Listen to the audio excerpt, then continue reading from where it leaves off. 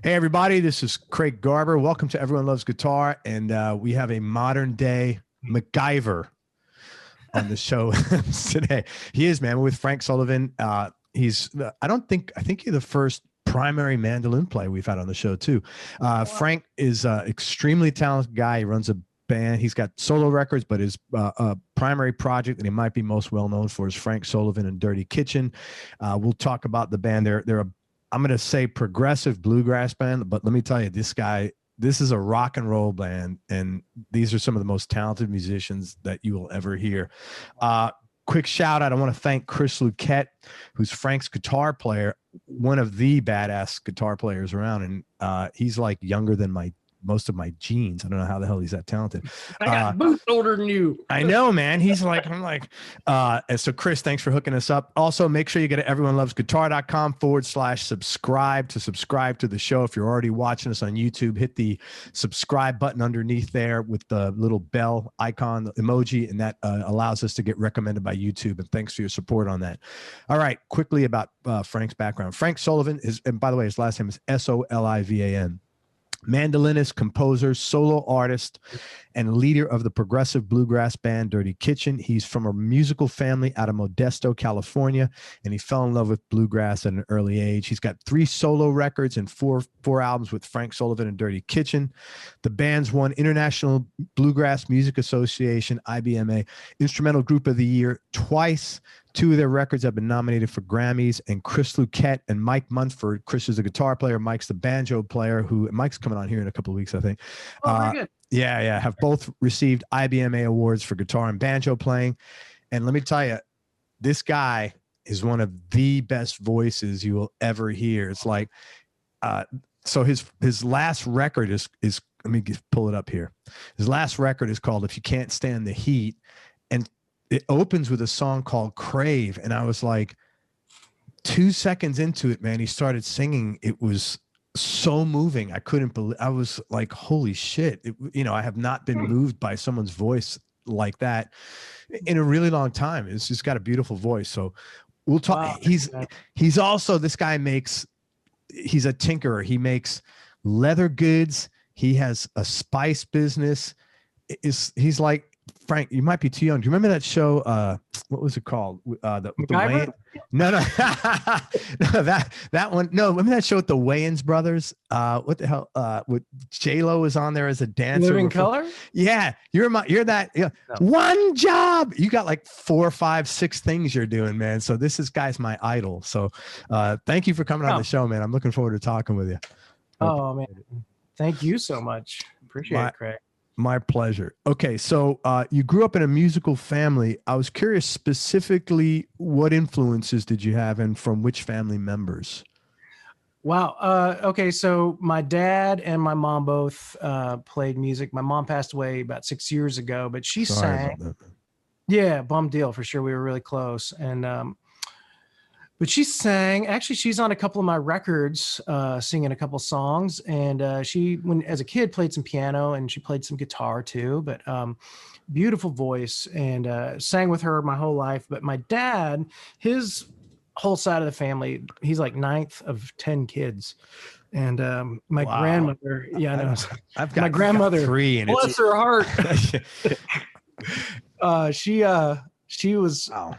When she was a kid, my grandmother, my dad's mom, would tour around and play with her older sisters and family in like vaudeville like groups and such. And I wish there was some like video to see that, but she passed her love of music and everything to all of her kids. And in fact, one of my dad's older sisters, my Aunt Norma, her and her late husband. By the way, there's only 3 of the siblings left. My dad out of 10.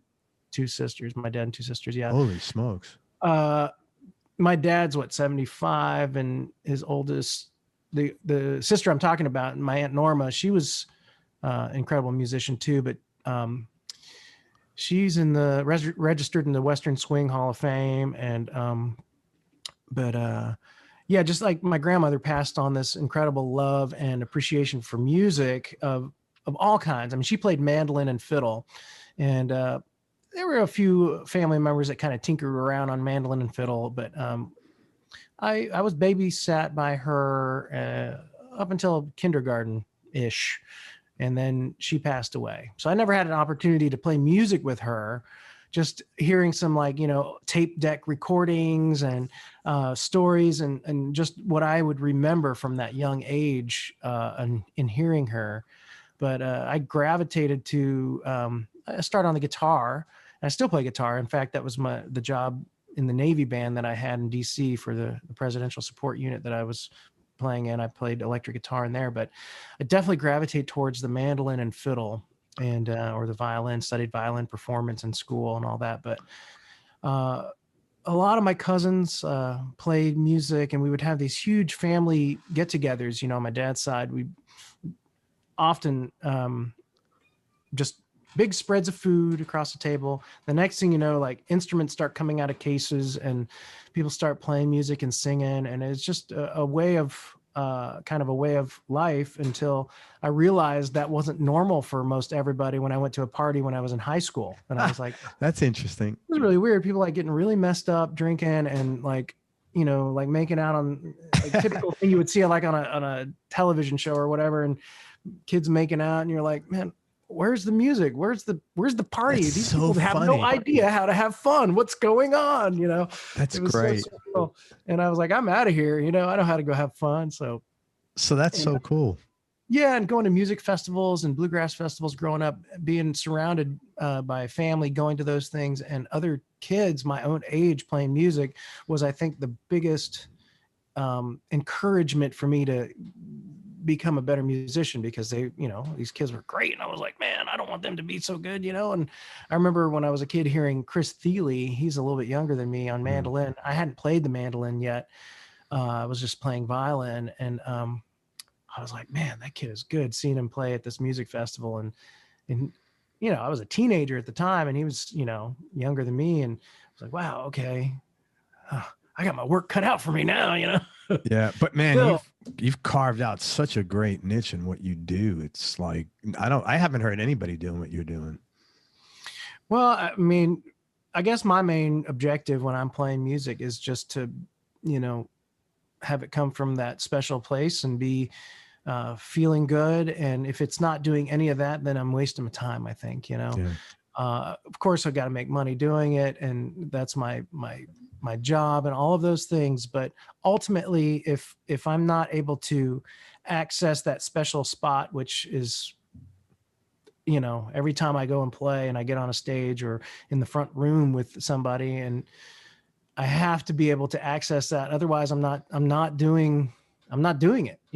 It's not a special thing anymore. It's just, making noise. And when I was in the Navy band, I was kind of, thought it was a good job, and I had to keep reminding myself, I'm getting good pay and medical and dental and but ultimately it wasn't one of those things that was fulfilling. I was just playing music. I wasn't making music, if that makes sense. Yeah. It was a job. It wasn't a passion. Right. And I was like, I'm out of here. I got to go make some music. Do you happen to know this guy, Bob Boguslaw? I don't think so.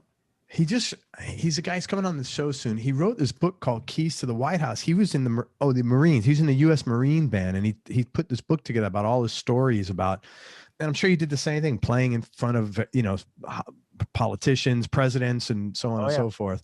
And I'm interested to dig into that. But yeah, tell me a cool story about that. Well, you know what? Hold on. Wait till we get there, because I want to ask you questions about that. But I want to hear you've probably got some interesting stories of. Oh, sure. Yeah. Yeah, I'd like to hear those. Some I don't even want to know or tell about. I can't believe your dad might be too interesting for this show. I don't know. I can't believe your dad is one of 10. Like I could see why his mom was on the road all the time. It's probably the most. That was before he was born. She was playing music like that when she was a kid. She was doing that. Oh, okay. God, I couldn't. They would like ride unicycles and do these like choreographed things and dances, all the while playing like musical instruments and singing. Crazy stuff. Where was that they were doing this? Well, she grew up in Arkansas and Oklahoma, and she traveled around. I don't even really know a lot about it. My dad, didn't know about it because, he came in later. He was one of the, 9th of 10, you said. 9th of 10, right? And so, yeah. Good stuff. Crazy. You won't, don't expect any unicycles here now. when you're 18, I read that you moved to Alaska to attend the University of Alaska. That is not a common decision for people to leave sunny California to go to Alaska. Well, I didn't plan on going to the University of Alaska at first. I went up there. I was gonna kind of move there with my mom. Actually, we drove up in my '63 GMC pickup after I graduated high school. Wow. And yeah, and we had some family there, and I dropped her off. And I had another friend up there. Her name is Ginger Boatwright. Wait a minute, you drove from California? What kind of drive is that? The dime just dropped on. That's a hell of a drive. Yeah, it's a ways. From Central California to Alaska, you got to drive through British Columbia and the Yukon, and then over to Alaska. Yeah. And you're at all elevated, all in the mountains there, I would imagine, or a good part of it, no? Yeah, some of it for sure. Wow. Yeah, a lot of it wasn't paved then. That was in '95. And so the whole road wasn't paved. A lot of it was still kind of a gravel road. They call it the Alcan, the Alaska Canadian Highway. But anyway, went up there, and Ginger had invited me to play music with her. She played with the famed Doug Dillard band, and she had some gigs that first summer up there, and ended up, playing some music and some festivals and just having a big time. And there's a big music scene there, and everybody in the like folk and bluegrass world, they're like open armed, and they invite you in. And stayed with a couple of people that I'd met up there in Anchorage, and Ginger's husband, Buck Coon, what a name, right? He it's not a name you hear in the Bronx, put it that way. He's from Virginia, Northern Virginia. He lived up there, and he's a bush pilot, and he still owns Statewide Blasting and Perforating Service. And so I ended up working with him entry level, being kind of running an air track drill and running jackhammers, and then loading holes full of explosives and blowing mountains up. Basically was my first like heavy duty job in Alaska. Welcome to Alaska. Right. And it was really good money for an 18-year-old dude. Yeah, sure. Like, I was like, yeah, this is cool, working my butt off and, making good money. And then winter came, and I was like, oh, yeah, that's gotta be brutal. Yeah, I found a job indoors at a warehouse and all of that, but all the while trying to, play music and so on. And ended up looking into going to University of Alaska to further that. And they had a good violin program. And that's kind of where I ended up, why I ended up going to the UAA. That makes sense. So you didn't go, you went up there with your mom initially, and that's just how it worked out. Yeah. And I didn't have any money. So I went, funny story. I went in and talked to one of the, counselors or whatever. And they were kind of giving me some clues on what to do. And I didn't know how to, apply for college or any loans or anything like that. I was just like, sure, kind of like flailing, at 18. And he says, well, can you play me something on your violin? I had my violin with me, and I was like, sure. And, so I started playing something. He told me, stop, like just a little bit into it. He says, hold on. And he calls the chancellor of, University of Alaska, Anchorage there, UAA, and asked if we could come up and talk to her. And so we went up and talked to the chancellor, and little did I know he was working out getting a scholarship from her for me. And he says, I'm going to leave you two at it, but I think he should play you some music. And so I ended up playing some piece. I don't even remember what I played for her, but and she gave me the Chancellor Scholarship to, start off there. It wasn't a whole lot, but it was enough to get going. So it was like your first audition. Pretty much, yeah. That's really cool, man. I wasn't even prepared or anything, It was like, just play, So were you playing bluegrass stuff? What were you like? That's pretty impressive. I think I played probably some waltz and maybe some bluegrass tune or something. I don't even remember, honestly. I should, though. I should try to remember. I don't. I think I was a little nervous, and auditioned for the guitar class too, for the advanced like fingerstyle guitar, classical guitar program too. And they had like a little jazz thing too. And I had to audition for all of the the classes because I didn't want to take the beginning classes. I was like, no, I can't do that. I'm, and they let me into all the advanced classes after auditioning and such. So that's great. How long did you stay there? Not long enough, but no, I did a couple years there, and then but I was playing so much music already. It was hard to balance that work and college. I ended up doing more classes when I got into the Navy, and yeah, I never got a degree, but I have more than enough credits for a degree, which is, I guess okay. But I don't know if the degree is going to help me with what I do anyway. With anything at this point. I mean, honestly, it's almost like doesn't make sense to go to college unless you have like you're going to be a radiologist or something, or a lawyer, God forbid, where there's something, right. You could study. The classes I was taking, it felt like I was being groomed more for like being a teacher or a professor or something. It wasn't a really performance. I mean, I learned a lot of things about, I played in orchestra and in choir and all those things growing up, in school and such. But I learned a lot about, conducting and reading scores and this and that and the other thing, and a lot of theory that, it was really good to sight read every day, violin music and all of those things. So all those definitely helped me be able to get where I was going, and the Navy band was one of the stepping stones for sure. And cool. Yeah. Then in 2002, you leave Alaska and move to Nashville to record your first solo record called I Am a Rambler. How did that come about?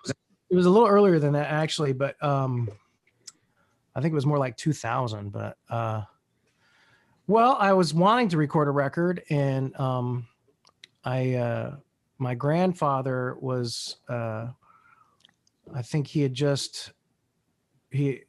given me a gift. He had just passed away too. So, part of, a non-taxable gift of $10,000 basically helped fund that record. Right. And, I was pretty young.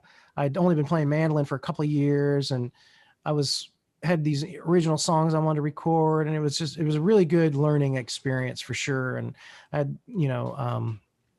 let's see, like Byron House on bass, Mark Winchester on bass on some things. It was done in Victor Wooten's bass, actually. I don't know if you know Victor Wooten. Yeah, of course. Yeah. That's so but how did you get the idea to go to Nashville, and how did you put all this together? I mean, I'd been kind of going in and out of there for a little while with the woman I'd spoken of earlier, Ginger Boatwright. Mm-hmm. And she introduced me around to a few people, and I was wanting to live there too, and I did for a short while. I lived there like the better part of a year at one point, but anyway, got that together with a couple of friends that helped me produce it and engineer it. They helped me contact a few of the musicians, and a few of them were friends of mine already. Just kind of just connections, just people connections, and not really anything specifically. Kind of got that together other than my want to do it. And David Greer was on guitar, and I had him on the show here. Oh yeah. Yeah. Greer's a good guy.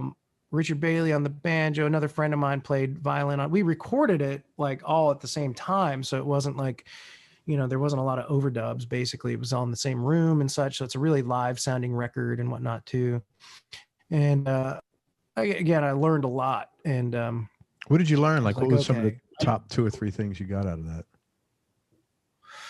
that? More separation if you want to do solos over, and maybe more preparation for arrangements and such, and writing out a chart, like having an arrangement and writing the chart out before I get to the studio. I mean, I kind of had some ideas for arrangements and all of that, but I didn't really have I didn't know how to write a Nashville chart, so I learned a lot about that. And then the next thing, I'm auditioning for the Navy band and all of that, and kind of having to write chart. I was one of the musical directors and having to write charts and having to write, read music, and like all of those things just kind of like helped me get to, like I'm saying, like these little steps helped me get to where I needed to be able to do the job I was doing.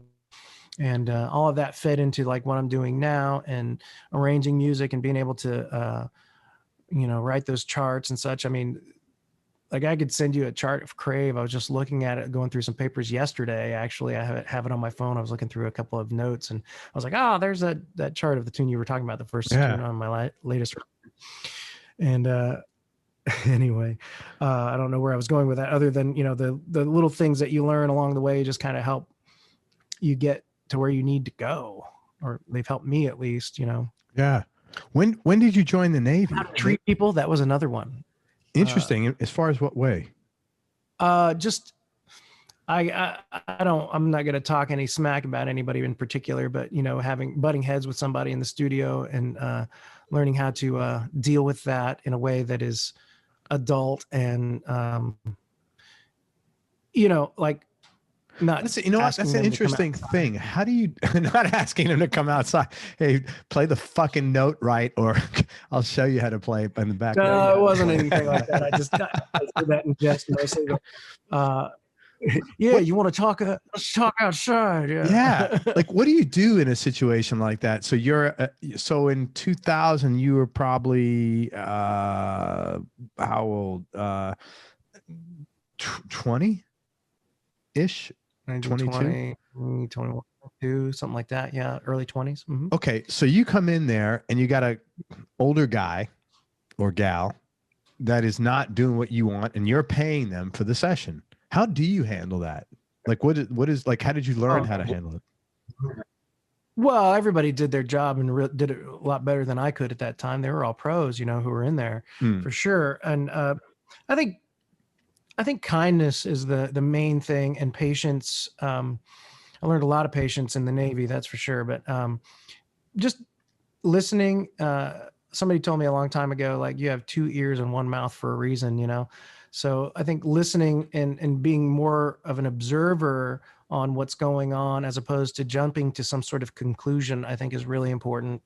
But as far as like handling people, like I didn't have to handle anybody really.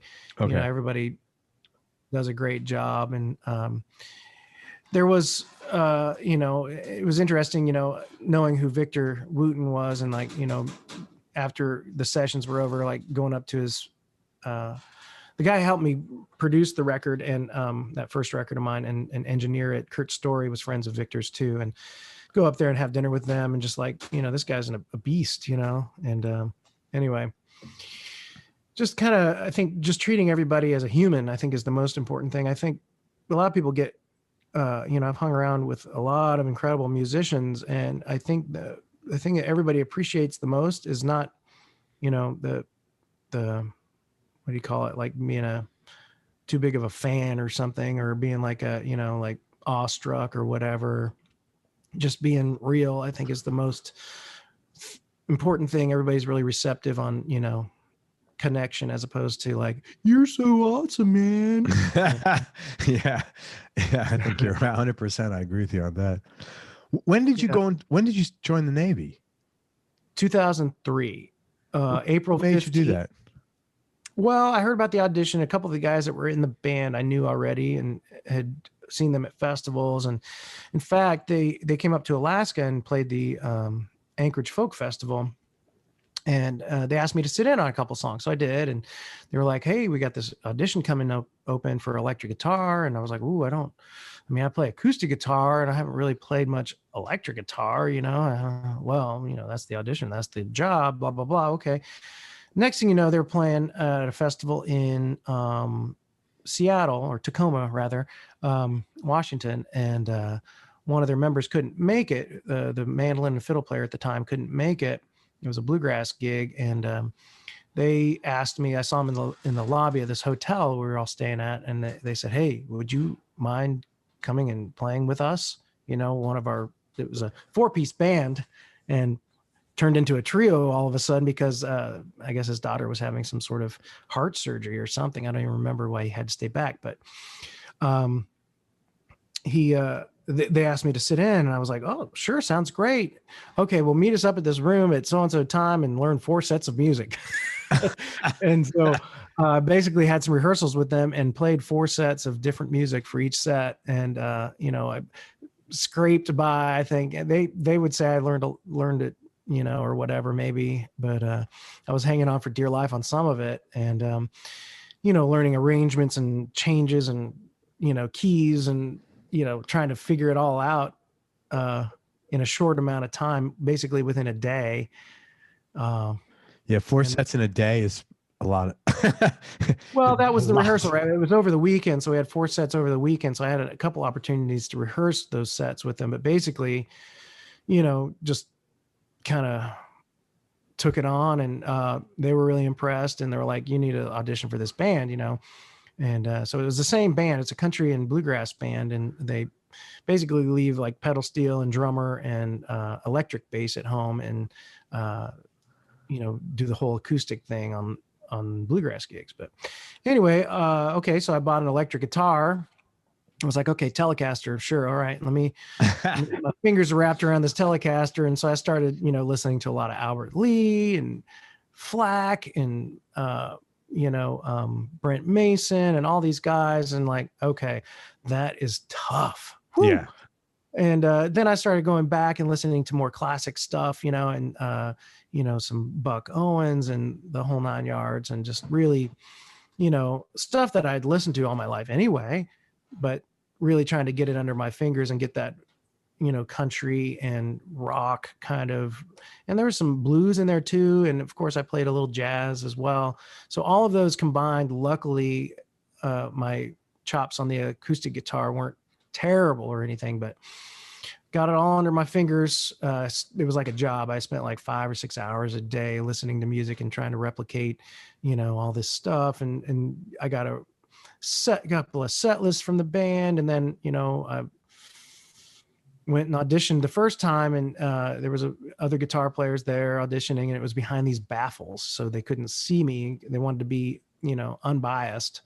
So I wasn't allowed to talk. That's interesting. That's so like not the way the way like normal auditions work. Like, we want to see, oh, you're great, but your look sucks next. Right. But it wasn't even about that. It was about because I knew the guys in the band already, and they wanted to be biased. Yeah. Okay. That right. And make it really just about the music. Yeah. And so after the first round, me and a couple of guys, we all went out to lunch with a couple of the other audition guys, and I had a meeting that day. They wanted to offer me the job, but they knew there was a couple of things going on. There was more people that couldn't make that audition that wanted to audition as well. And they knew that I had just like kind of started playing just a few months before. And they were like, we're having another set of auditions in 6 months. You should come back. And so I said, okay. So I took that 6 months and just really worked on it, and came back, and they offered me the job the next time around. And yeah, I mean, it's one of those positions that hadn't come open for 28 years, and it's a lifelong position if you want it, basically. So they have to really be careful, Yeah. Excuse me. So you joined the band and got in, and then you joined the Navy. Well, okay. So they offer you the job. They offer you the job. You go talk to the recruiter. The recruiter signs you up for, all the stuff that you're going to go do. So the job is set. You're filling one specific job in the military. And then, so you go to the recruiter, wherever you, at the time I was in Juneau, Alaska. And so I went to the Juneau office there, recruitment. And he was like, oh no, this isn't right. You have to do this, that, and the other thing to join that band. I was like, well, I already did, and he, no. He didn't believe that I was going to be outranking him when I got out of boot camp. I was like, no, that's how it goes, man. He's like, no. So I said, well, okay. So I called the people at the Navy band and said, you need to talk to the recruiter and tell him what's up. And so I get a call from the recruiter. Okay, you were right. Come on in. And so next thing you know, I'm doing push-ups in boot camp, and then 10 and a half weeks later, reporting for duty with an electric guitar in a uniform. And where was that? Where were you stationed? Washington D.C. Navy Yard, where the U.S. Navy Band is stationed. That was my permanent duty station. That's so wild that you you joined the Navy because you got into the band. I've never heard of anything like that. That's amazing. Well, you have to be in the Navy to be in that band. It's that's right. I get that, but I've never heard. I mean, that's a perfect gig. I mean, as far as like, you know, most people join the Navy and they're like, you know, they don't know what their job's going to, or they don't know what their job's going to be even. Yeah. Or they're on a ship. On some rust bucket in the North Sea. Yeah. I mean, what a cool thing. Did you, prior to that, had you ever like seen yourself join the military? No. I was. That's so wild. And so what was your commitment? Sorry, I apologize. Go ahead. Oh, no, I was just saying, no, I never thought about that at all. I was like, ooh, quite the opposite, in fact. Yeah. What was your commitment? Like how many when you joined? Anybody that joins the military, whether they are doing 2 years active duty or 4 years active duty or 6 years active duty, they do, it's like an 8-year thing that they have to, you know, if they do 2 years, they have 6 years where they can be called back to duty if they need to be, if the billet doesn't get filled or something. I did 6 years, 1 month, and 24 hours exactly in the Navy. And then, so then you had whatever, they could have called you back for 11 months or whatever. Yeah, you like once a year. Months. They call it I think it's called the Ready Reserve or something like that, where you don't have to like go and be in the reserves and go like muster and all that stuff, but you have to like call in when they ask you to call in like once a year or twice a year, whenever it is, and they check in with you, basically make sure they know where you are. Interesting. So you're in the service 6 years, and that gives you, I'm not trying to pry, like you have Navy benefits now because of your time that you spent there. No, not really.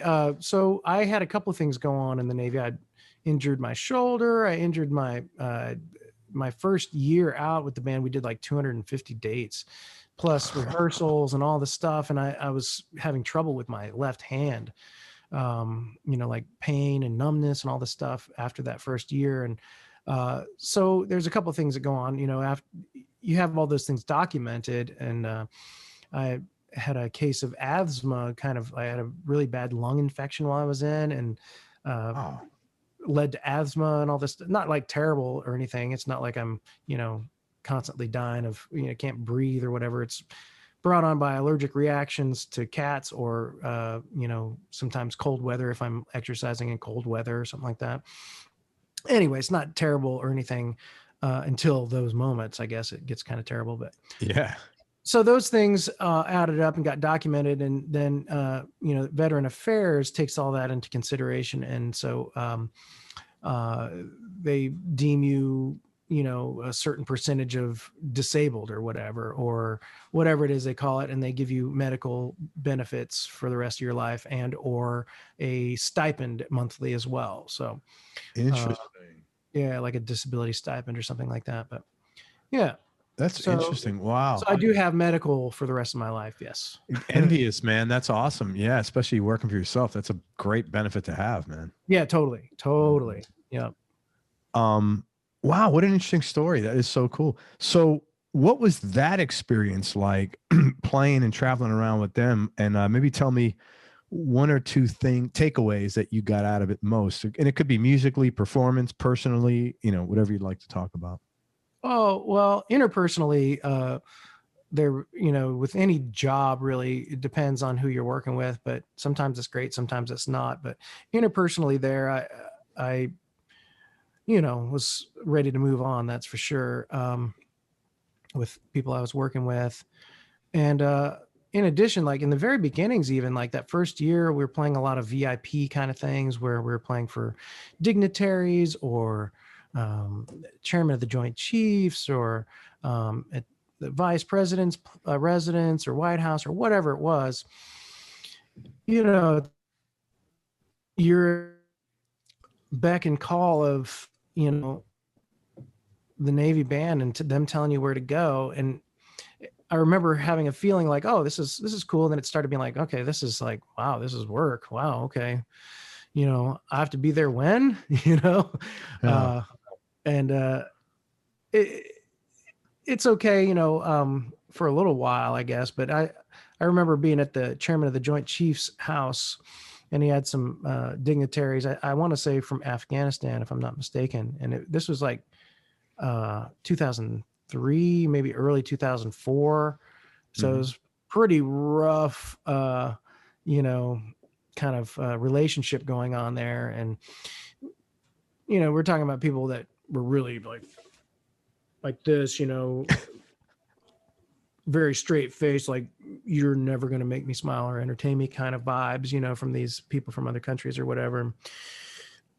Anyway, we go in there and kind of, there's a little VIP trio, bluegrass trio. And we started playing some, you know, American bluegrass music, which is really fun and exciting. And next thing you know, these faces start to kind of lighten up and the guard starts coming down and they start like, you know, can't help but move and like enjoy themselves. And you know, we were supposed to wait until the end and talk to Peter Pace was the chairman at the time, and he came down and told us that I distinctly remember him saying, thank you so much for helping our country out today and giving something positive for me to talk about, and something basically break the ice and not have it be so, you know, difficult to get anywhere. And you really paved the way for some progress between us and whoever they were, you know. That's pretty cool.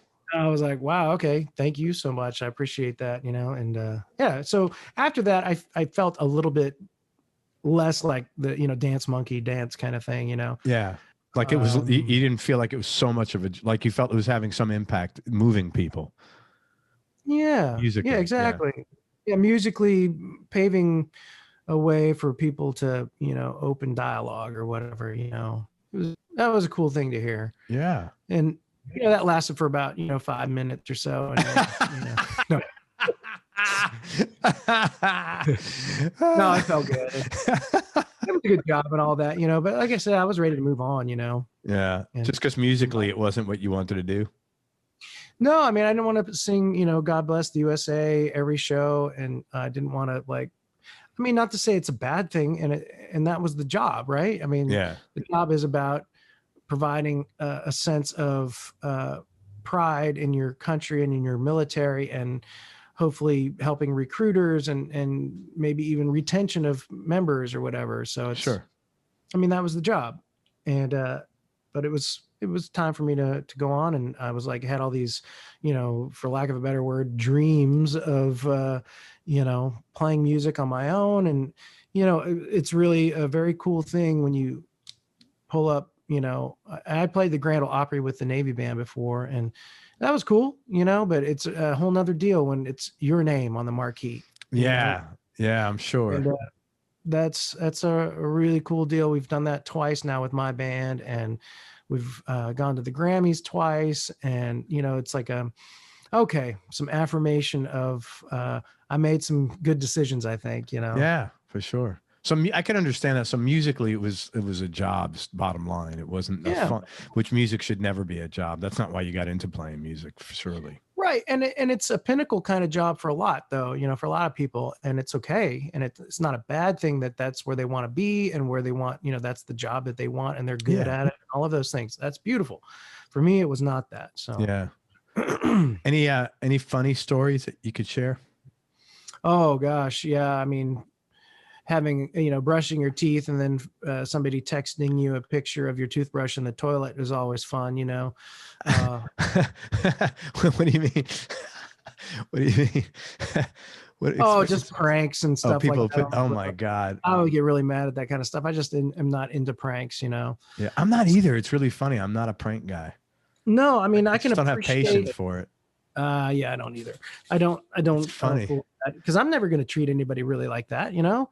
I just I don't even care. Like when someone does it to somebody else, it doesn't really like make me laugh. It's just not my thing. I don't like resent it. It's just like not my interest, you know. Like exactly. Yeah, not into it. You know, just meaning that, you know, somebody would text you a picture of your toothbrush in the toilet, right? But and you know you had just used it. And this is before you had used it, you know. Yeah, not fun. And you know it's stuff like I don't even. I mean I don't want toothbrush and everything, but I don't want to brush my teeth. Something come from the toilet, but you know what, man? I wouldn't be the end of the world for me either. You know, I gotta be honest with you. No, but it doesn't make for a friendly Frank. No. I hear you, man. That's funny, man. Yeah. All right. So after the Navy, you did pursue and accomplish your dream. You formed Dirty Kitchen. It's you on vocals and mandolin, Mike Munford on banjo, Chris Luquette, as we said, on guitar, and Jeremy Middleton on bass. Yeah.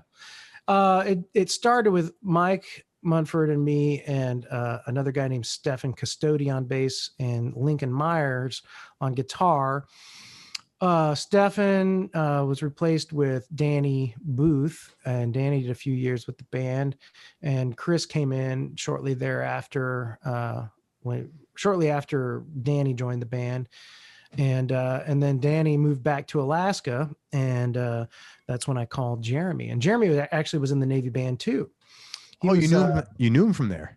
Yeah, we overlapped for a few months right before I got out. He came into the band as the bass player of the same band I was playing in, and he got out, and I was, I always knew I wanted to play music with that guy again because he's such a badass, and a great singer too, and just a great guy. And he lives down in Nashville or Hendersonville, just outside of Nashville, and he plays down on Broadway a bunch, for the tourists and such. But, that whole scene has changed so much too. This COVID thing is taking its toll on us musicians, man. Yeah. I know I saw like there was a big, to do when they opened up Broadway for a little while. Is it still open, or is it?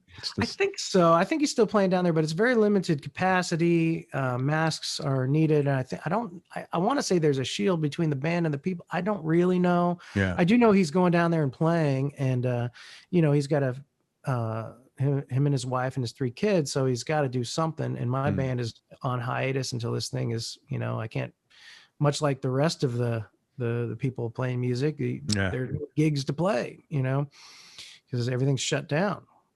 It's weird. There's a place down here in St. Pete. It's pretty well known. It's called Janus Landing. I don't know if you ever played there. It's an outdoor place.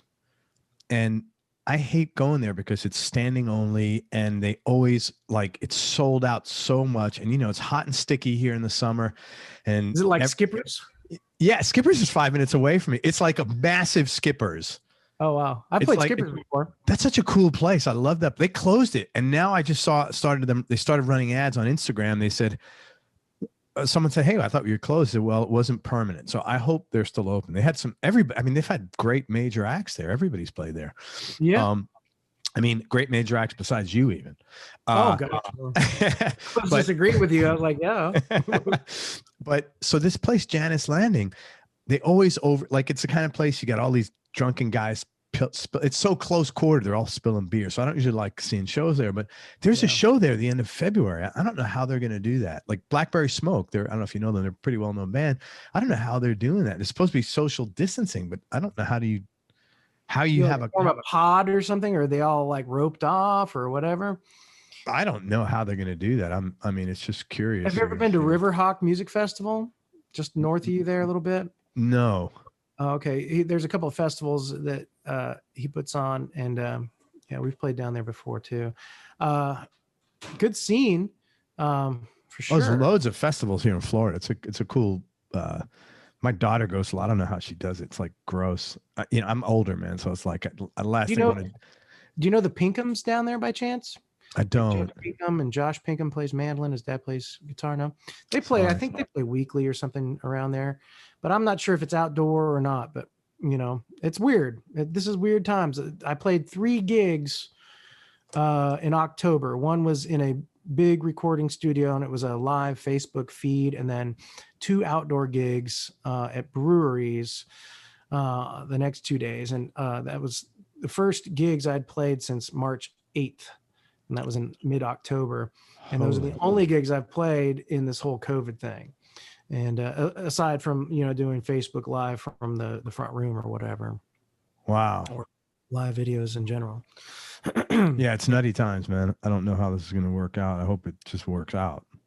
Yeah, I don't know, man. Maybe it might be a little slow return. Hopefully it's not too slow, but I can't imagine, like just jumping back in when we, don't know the ins and outs of COVID still or whatever, or if everybody's going to be vaccinated and that's going to help or what. Nobody really knows what the answer is.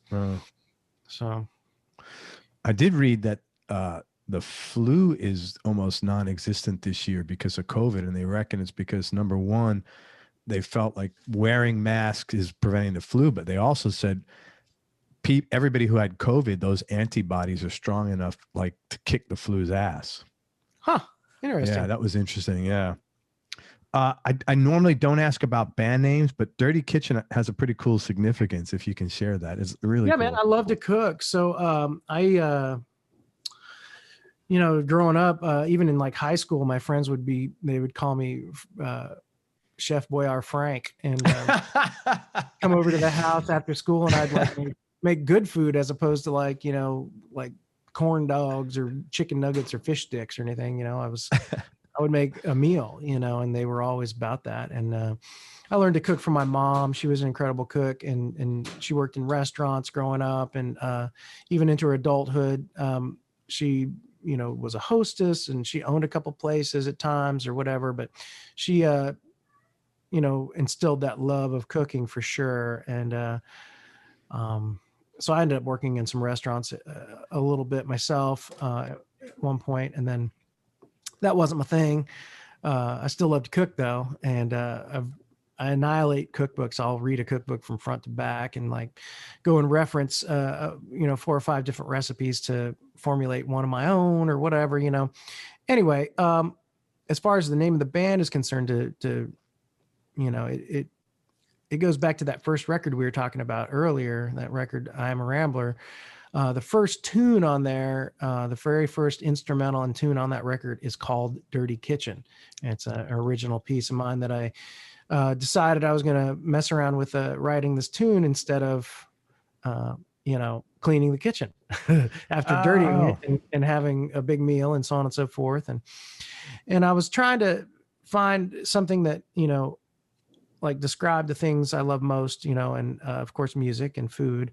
But what happens with both of those things, they bring people together. We were just talking about how are we going to come together with these shows and concerts and music and so on.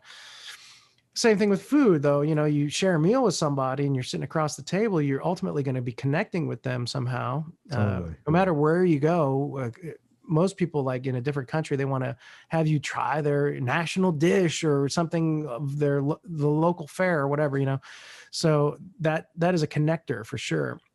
And I was in the beginning of my band trying to have these things called the Dirty Kitchen experience, whereas it would be like a meal that I would cook for a very small group and then followed by a very intimate little concert with my band. And kind of like have them experience kind of what the vibe was like for me as a kid with my family, having these big meals and the music, and that was good. I did a number of those and it just became a lot of work and started becoming less of what I wanted it to be. And I'm not opposed to doing them, for the right price, of course, but but I wanted to have an experience that brought people together on a more deeper level with the food and music in a small kind of intimate environment, I guess, That's cool. A big concert or like, at a restaurant or whatever, so. What's your favorite meal to cook? Oh gosh, man. The one I'm eating now, I guess. I don't know. I asked Joe Satriani when I said, "Hey, what's your favorite song you wrote?" He goes, "The one I'm working on right now." Yeah, exactly. Yeah. That's a good answer. Well, I made some beef ribs. I have I love ribs. Oh man, I use Traeger grills. I don't know if you're familiar with Traegers or not, but they're these pellet smokers, and they are badass. And I have a relationship with the company and such. And you'll see on my Instagram feed or whatever a bunch of videos or pictures from me smoking meat or cooking stuff on that grill or whatever. Anyway, I cooked a bunch of beef ribs yesterday and covered them in mirepoix and garlic and tomatoes, and then covered that up in a little foil and whatnot, and then dude, I'm like salivating now. Like the meat was falling off the bone, dude. It was so good. And had that on some, I've been trying to stay away from pasta and whatnot, but we had that on like a baked potato. Mm-hmm. It was I love baked potatoes. Like an Italian garlicky beefy baked potato. It was incredible. My mouth is watering now too. Yeah, and I'm like starved now, man. One thing, like I think you mentioned this earlier, and you and I talked about it before we started recording. You're referred to as a progressive bluegrass band, which I'm not. It's none of my business, but I'm not comfortable with that name. But to me, you're just like a rock band, or I hate another word I'm not a fan of, Americana band with a mandolin. The way you play mandolin in the songs, I mean, to me, it's like listening to the Eagles with a mandolin. Well, you know, I mean, it's like it's a really good rock music. What? How did you come up with this whole style, even? Well, I think it's just a matter of like, taking all of your influences. I mean, I listen to anything from, old crusty bluegrass to, Little Milton to Ray Charles to, Stevie Wonder, Prince. I don't know, man. All kinds of music, right? Including, old rock and roll and jazz and swing and Western swing. And, so you take all of that stuff and, mash it up into a little thing. And then that's the core of, what's in my head and in my ears. And taking all of that, there were people like Sam Bush and David Grisman that took a lot of how to play the mandolin and like keeping its like how to finger and get the sounds you want out of it by using this old kind of sound from Bill Monroe, say, but then overlaying it onto this kind of like more rock kind of sound or whatever. And I love that Sam Bush talks about the mandolin kind of like Bob Marley's guitar or whatever, or it being this rhythmic instrument. He's the best, as far as that goes. And I remember hearing him when I was in the mid 80s, as a kid, in a band called Newgrass Revival. And they were playing, like all kinds of music, not just bluegrass, but it was bluegrass instrumentation. And like I was saying earlier, my whole family, they play, music, mandolins and fiddles and guitars and banjos and basses and the whole 9 yards. So hearing that as a kid going, wow, that's what those instruments can do. Let me build upon that, because that's really what I want to do, And so taking those sounds and interpreting, like we recorded that song, Ricky Don't Lose That Number, Yeah, of course, Steely Dan. You Can't Stand the Heat record. And it's a 4-piece band, right? So mandolin, I was playing mandolin on the recording. We got guitar, banjo, and electric bass and all the vocals, right? So how to come across, okay, so on the original recording, there's like piano and there's like, all kinds of other stuff going on and drums. And how do you make like all of that transfer over to a string band? It's kind of a tough thing, right? So I feel like the bass and the mandolin and the guitar are kind of like not just the sounds of like electric guitar, or whatever, and the banjo kind of playing some piano parts or guitar parts too. But I feel like the rhythm section in a band like on that original recording is like the bass and the drums, right? Mm-hmm. So it becomes the bass and the mandolin. The mandolin becomes like the snare drum playing,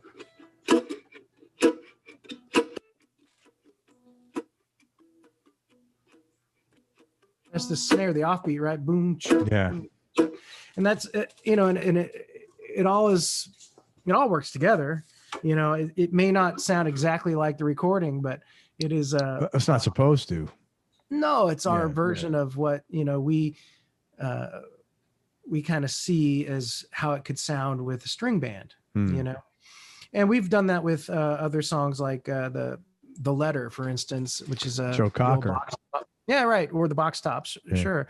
And we, I like to say we spread it out on the floor and bluegrassed all over it or whatever. But it's still the song. It's just another way to play the song, and as soon as the vocals come in, you know exactly what it is. It's not like the same chord changes and everything. It's just a different way to interpret the song. And we've done that with a number of things. And I feel like the band is really right before this whole COVID thing was like coming into its own, you know, and totally. We were really getting our own sound. I've heard from so many people that hear us on the radio or whatever. There's two things that happen. They go, who is that? Or they know exactly who it is, one or the other, because it's different than everybody else on any kind of bluegrass radio, you know. It is totally different. I've had tons of great bluegrass players.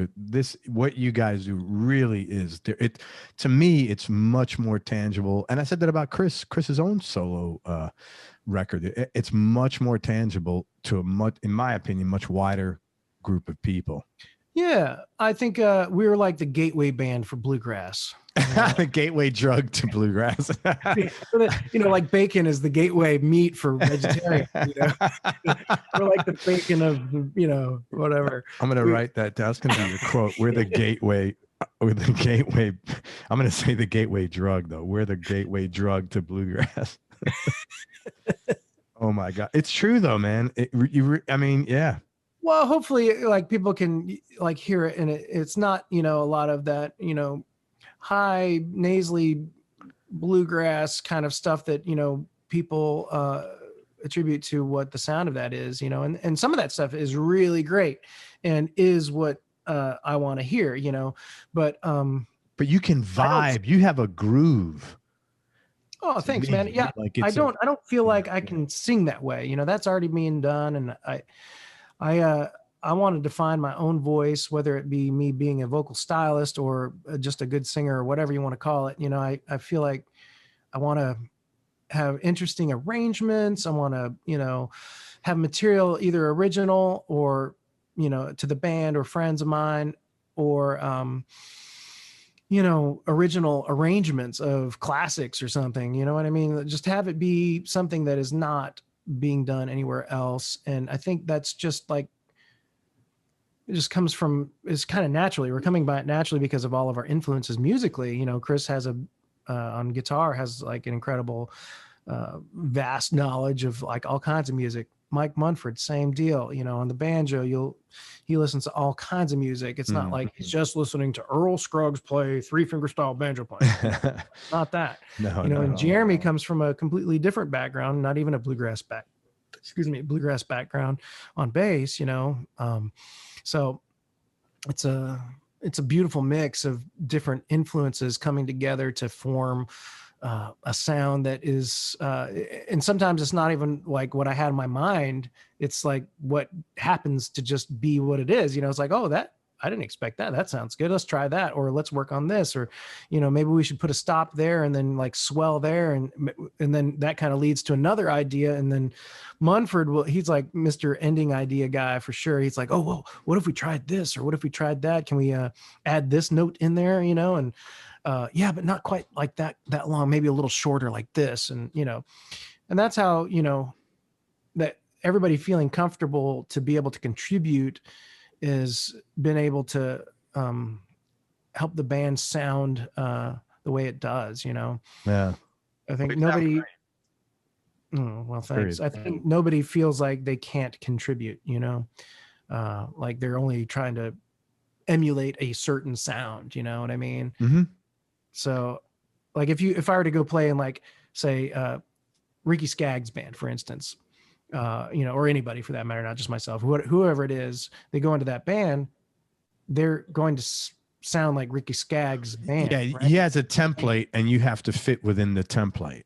That's what it seems. Maybe I'm wrong. I don't know. But that's not a bad thing. That's just, and obviously they're super successful, so the template works for a lot of people. Right. But I totally get what you're saying. And the Navy band was like that. You had to go, and this is the sound that you have to play and sound like. There's no around that. This is what we're doing, you know? So I feel like, you know, we have songs and arrangements and all those things, but they often, you know, evolve. So it's not like, you know, we record it a certain way and the next thing you know, we're playing it differently, you know, it's or playing different solos or whatever. Sometimes we have those little guideposts or whatever, you know, like, or a signature lick or something for a song, but you know, it's not a bad thing for it to change either, I don't think.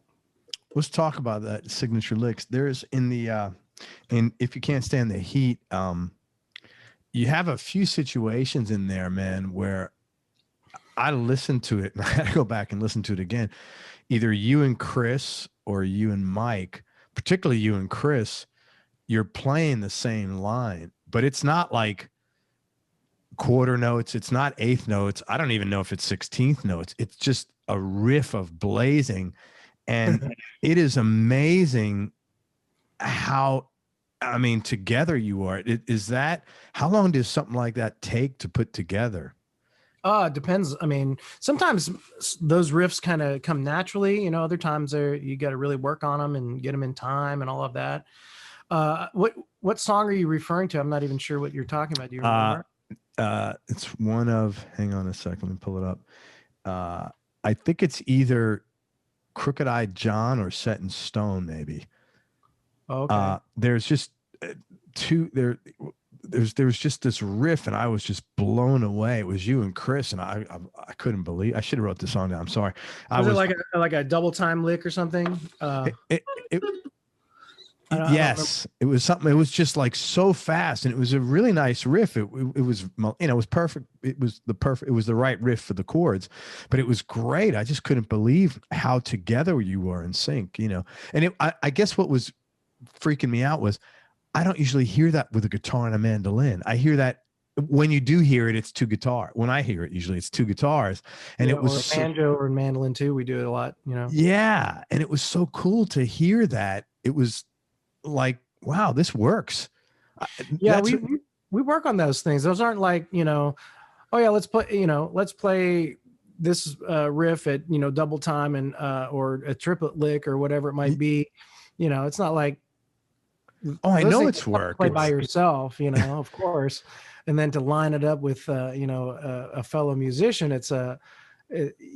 yeah, there's a certain amount of like facility one has to have to be able to do it to begin with. Yeah. And, you know, tough enough, but you know, to do it with somebody else for sure. It takes some practice. I think I know what, there's a few of those things going on in that record. And yeah, I think it's just practice. You know, we rehearsed and we talked about things, and you know, in the studio, when you're on the spot like that, you know, sometimes you step it up too, you know, and, you know, there's times where we've definitely missed those things in live shows. You know, you're like, "Woo, hey, I'm human." Yeah, but it's blazing. I don't know how you could. I mean, statistically, just for the number of notes you're playing, it would be impossible to not miss. You know what I mean? Some of those. I mean, you have it like if you're playing 10,000 notes in 3 shows or whatever, you're going to miss 3 of them. Oh yeah, well, I missed more than 3. Let me tell you that. Yeah, but you know, it was so cool to hear that. I had never heard that like that, and that's why I was like, wow, this is really, really cool to just hear you and Chris playing together like that, or you and Mike. It was. Right. I just appreciated the workmanship in it, I guess is what I'm saying. It was. Oh yeah, it's not easy. Work. You're right. It takes work. You know, it's not like those things aren't. You know, it's like, here's the written part. Even if it was like written out and you got 2 people coming in that can read music really well. Oh, it looks like I'm going low power mode here. Sorry, bud. No worries, man. You got people, you know, that can read music and can, you know, like they're going to interpret things differently anyway, you know? Mm-hmm. So it's not like you're going to be able to nail something right off the bat. You know, it just takes work, you know, and some practice and just, you know, musical communication. Yeah, well, you guys communicated great on there, man. It was really, really nice to hear that. Again, we talked about this earlier. Your voice, first class, man. Did you always sing that well? And like, did you have any training? Hang on a second. It's cold in here now. Hang on. Sorry. Yeah, you got it, man.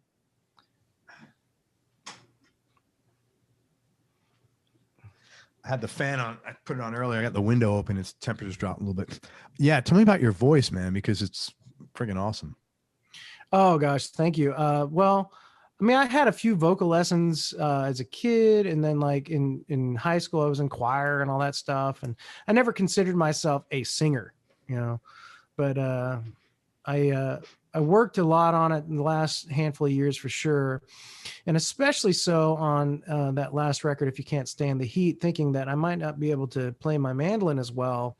I was due for carpal tunnel release surgery on my left hand. I was having such trouble with it, even in the studio, going numb and having pain and all that. And it was quite scary. So I thought, well, I'm going to really concentrate on my vocals and really just try to find my voice and be consistent with how I sing. And maybe not the fanciest singer, but I want to have like, you know, passion and feeling, and, you know, I want to be able to express myself with singing in a way that people can maybe feel, you know, and connect to somehow.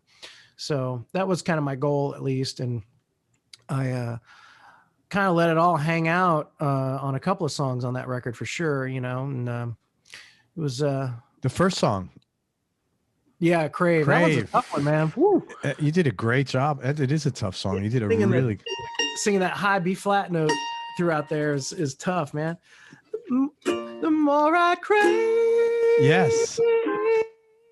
Yeah, totally. But you hit it, man, the whole way. That's what it was like. Holy that was falsetto shit. there. I know I hit a full voice on the record most of the time. It was phenomenal, man. I was like, holy crap. It was really good. You did a good job there, man. And then it worked. Isn't it funny though? Like you had this potential, you know, in your brain, you're like, oh my God, this potentially career ending thing. And then the net outcome of that is that your voice, you turned your voice on basically to 10.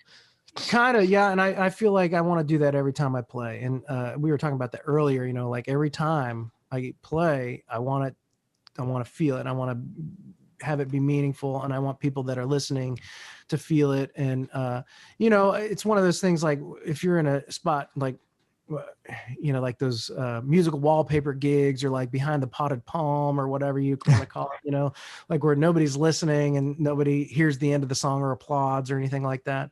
Like I've really tried to not do those gigs, you know, because musically speaking, and I might do them if they pay well enough for me to have to ignore the feeling of, you know, not being as invisible. Yeah, whatever. I don't know.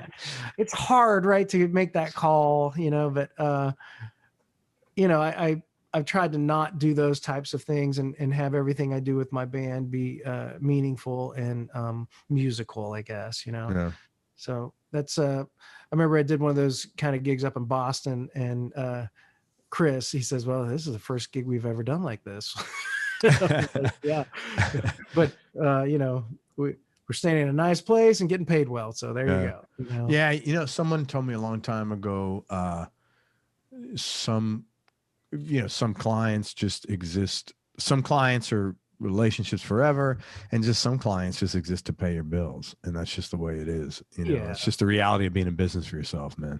Yeah. And I'm not opposed to, you know, that kind of stuff to help pay bills. I'm not, but the overall, you know, aspect is what, you know, the big picture is what I'm talking about. And I will, you know, I teach here and there too. That's not a performance kind of thing. I have been doing some, you know, FaceTime and Zoom and all those kinds of lessons, you know, throughout this lockdown or whatever you want to call it. And, you know, helping people find their voice musically is really important to me too, especially if they come back the next week and like have like their, you know, their lesson like under their belt and they've worked on it and practiced. Otherwise it's like, why are you coming back to go over the same thing again? You know what I mean? Yeah, totally get it, man. But, you know, sometimes, you know, you need to go over those things for a lifetime. And I, you know, like the fundamentals, I still practice the fundamentals. Sure. I'll play a G scale all day long, you know. You know what I mean? But to make it musical, that's the thing, right? You can play a G scale and have it be in time and have it be, you know, good tone and all those things. But is that music, you know? That's totally the question. You know, for instance, like I'm kind of, maybe this is a tangent or not, but you know, like I just play.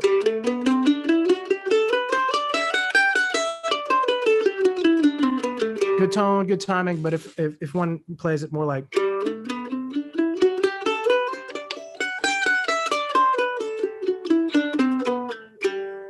You know, it's a little more interesting. Yeah. It seems a little more musical to me for some reason, just little variations in volume, maybe a little intensity here, maybe spread the time out on between these notes and squeeze them in on these others, you know, I don't know, just a little tension and release, you know, is so important. Your pick, hold your pick up. Is that like super thick? Oh, hang on, I just dropped it. Here we go. Sorry about that. No, you're good. Is that like very thick? It seems. Oh, it's not 73. 1 mil. This is 1.35. Okay. Yeah, it's not. And it's a pick I made out of a natural antique material. That's so cool. Well, I want to talk about your all your crafts in a minute. Sure. Tell me, what were some of the low points, Frank, or dark periods you've had to deal with, and how'd you get through them? Oh gosh, there were some dark points in the beginning before the Navy band, for sure, trying to, you know, make ends meet and all of that, and doing odd jobs and working all kinds of different things, from construction to warehouses. I got my commercial driver's license at one point in my early 20s, and drove a school bus and delivery trucks and all that kind of stuff, and roofed houses, put in flooring, worked for an apartment complex doing, like, you know, maintenance and all that kind of stuff, you know, all of those things, you know, obviously not musical. Yeah. But, you know, they all kind of help you get to where you need to go. And, you know, some dark times after my mom died, I definitely, you know, had a couple of years where I was, you know, trying to figure that grief situation out, you know. And was she young when she passed? She was 61. Yeah. That's young, man. Oh, I'm so sorry. Yeah. Fuck, that's only 4 years older than me. Yeah, this was 6 years ago. She was 23 when she had me. But yeah, like kind of trying to get all through that, and like reading your bio, I know you've had some lows as well, man. It's like a I gotta have a whole episode just on the lows.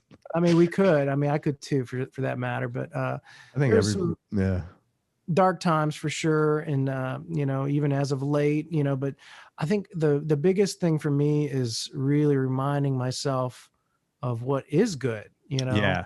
Like, one can get stuck in those spots where, you know, oh man, I'm just feeling like crap, and you know, I'm gonna go have 3 sleeves of Oreos and sit in front of this TV and binge watch whatever until 4 a.m., you know. And I've been there, you know. Yeah. And that is not a good place, you know. And you know, your health starts to decline and so on and so forth. I decided I was gonna change my life around here, actually, not too long ago. In fact, yeah, man, talk about that. You did a hell of a job.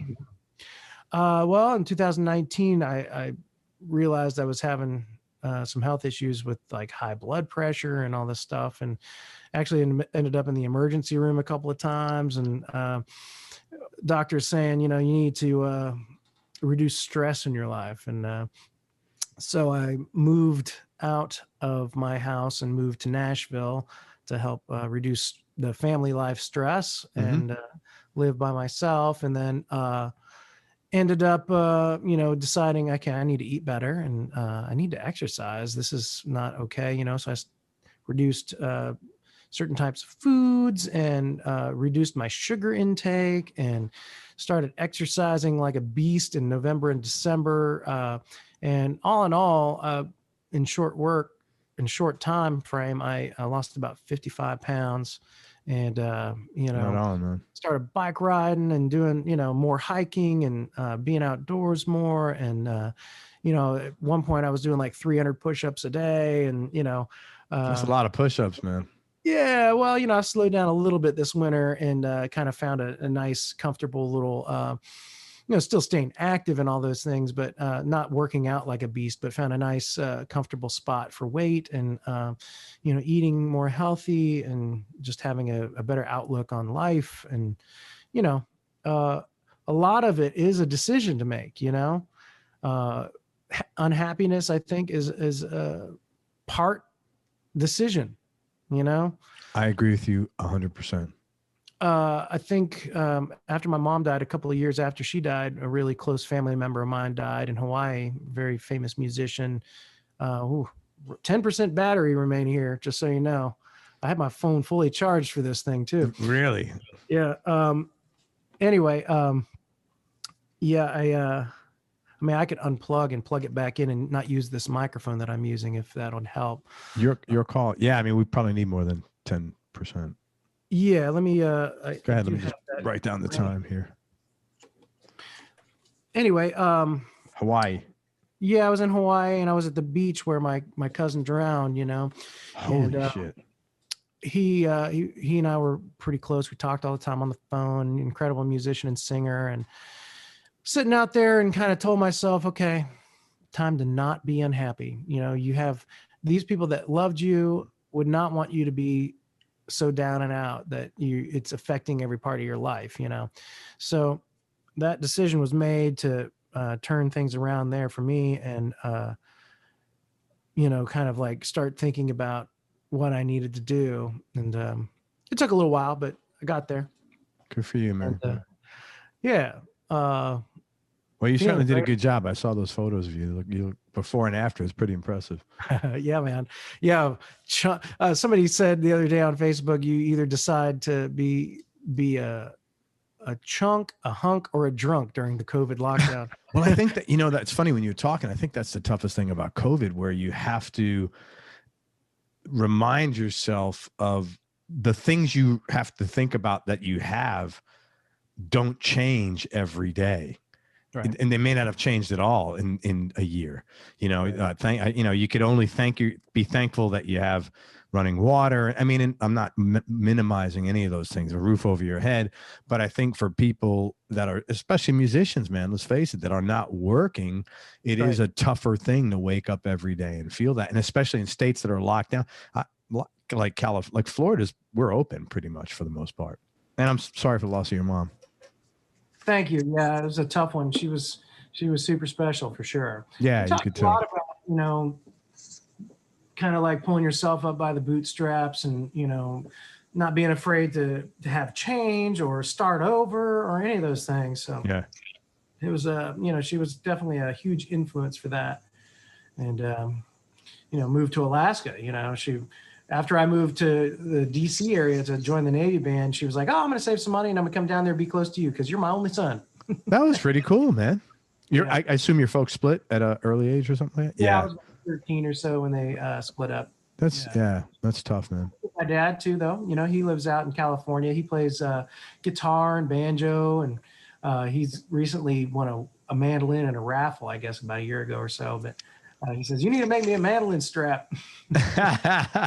So I see these tools behind me. This is my little work area where I've been making actually a lot of mandolin straps and guitar straps and belts and such. Here's a bracelet I made last night. Very cool, man. Well, let's talk about that. You built your own mandolin from scratch. Yeah, this one right here. I have a number of mandolins, but this is the one I've recorded with mostly and played for the most part of the last handful of years. And this one sounds great.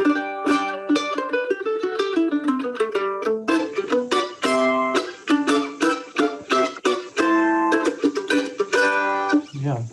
How long did that take you to build?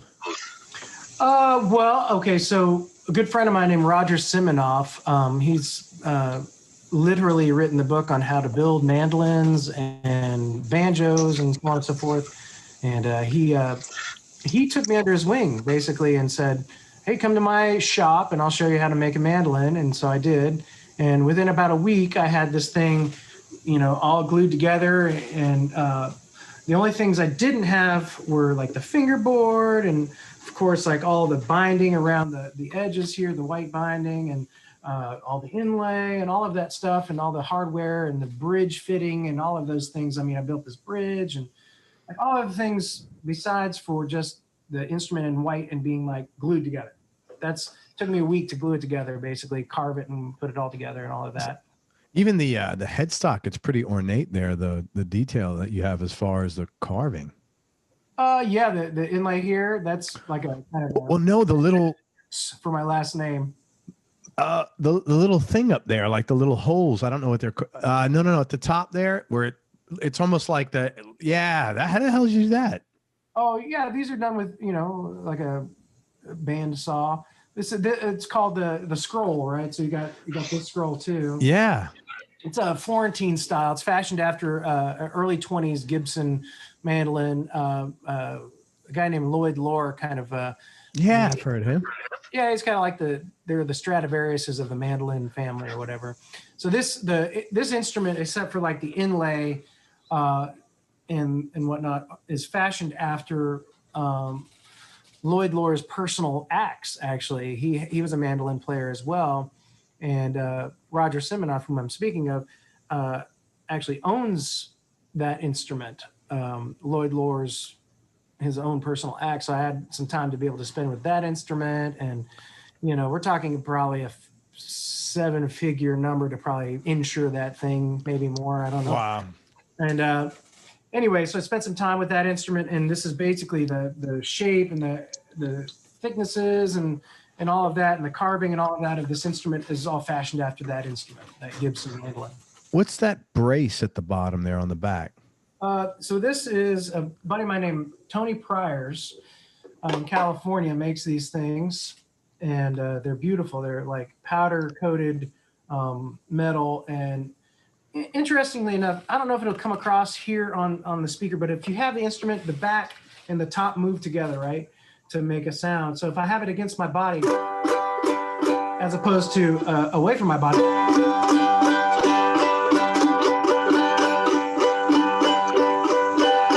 it's like 25% more volume and sustain, and the instrument speaks more because the top and the back are moving together, as opposed to one of them kind of being muted and only one of them moving. Does that make sense? Yeah. So this thing allows for that movement to take place. Yeah, it keeps it away from your body, so your body doesn't mute the instrument. Oh, when you're talking, interesting. It's basically like a little speaker cabinet that moves. All of it moves together. And so Tony invented this thing. It's called the Tone Guard, Gard, and you should check them out. They make them for guitars too, and ukuleles, and whatever instrument. They do custom stuff. But all the people that all the top cats know about it now, and a lot of times it's better than holding your instrument, trying to hold your instrument way away from yourself. You can just be in a normal stance this way. Yeah. And speak fully. It's that's pretty clever. It's a cool deal. Yeah. A lot of people were like, "Oh, I don't like the way it looks, but I'll use it, in the studio and not on stage." But on stage, you can't see. Yeah, right. Exactly. People don't like it because it does make your instrument kind of move away from your body. But I mean, really, that much is not much. No. It's like an inch. Yeah. And that's very small. Some people, but I do. I like it a lot. So you're skilled on mandolin, guitar, and fiddle. Do you have like a favorite? Oh gosh, man. I guess I gravitate towards the mandolin more than anything. But the violin, I had to step back from the violin and the fiddle a lot because, I mean, a minute into a piece, I would start playing and walking around or playing like this, this is not a natural position to hold an instrument really. And my hand would start going numb, and having pain. So I had to just kind of step back from that. But most recently been playing more violin and fiddle, and just because it's not painful or numb anymore. Yeah. Surgery I had. What kind of guitar do you play? Only acoustic, or do you play electric still? I have. I probably have 12 or so guitars around here. What's your go-to? What's your number one? Well, as of late, I've been playing a Taylor, and I have an Eastman. I sold a Martin here a couple of years ago now. I had a Martin D18, and I have Epiphone, like a Joe Pass Epiphone. I have 74 Stratocaster. I have, that's pretty old guitar. It's 27 years old right now. 74? Isn't it? Yeah. 74 is like 27. Wait a minute. Oh man, I'm spacing out. Yeah, it's like wow. I'm losing it. Sorry about that. Yeah, I'm thinking it's 2000. What the hell? I'll be 44 this year, and I was born in 77. So yeah, it's 40. Yeah. It's 46 years old. What a space out. Where'd you get that? That's pretty cool to have a Strat that old. A dear friend of mine gave it to me. That's great, man. I have some electric mandolins. have a great Eastman electric mandolin that's awesome. It's you know, I got all kinds of great instruments for sure, and most of them, I think only 2 of them I've really purchased in the last 20 years or so. Long-term acquisitions. Yeah, acquisitions or gifts. In 2019, I was given a mandolin from my dear friend Michael Lewis, who also makes incredible archtop guitars, and so I have a couple of his mandolins that I've had for years. Well, one for years, and then I got that one in 2019. But yeah, a lot of different instruments, some family heirloom instruments, you know, some violins that one my grandmother used to play, and another one was owned by my uncle. And yeah, some really cool, like old instruments, you know. That's cool, man. Yeah, I don't think I have any really like new instruments per se. I think that's so cool that you got a 74 Strat. Very cool, man. Tell me your top 3 Desert Island discs.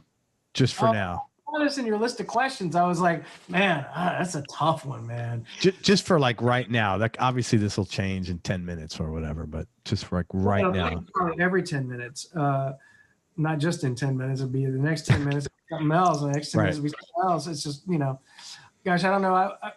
I've been listening to a lot of you know, we lost Tony Rice recently, so I've been listening to a lot of Tony Rice. I was thinking, you know, there's a couple of records of his. Manzanita is one that I thought might be one of those kind of records.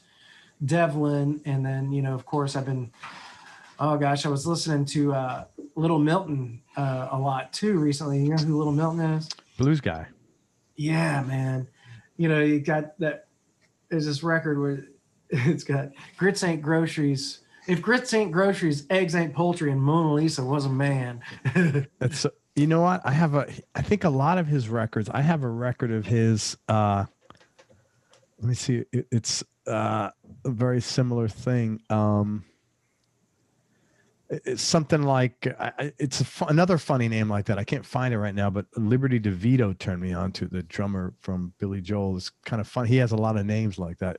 If grits ain't groceries, I got to check that one out. Grits ain't groceries, eggs ain't poultry, and Mona Lisa was a man. That's a great title.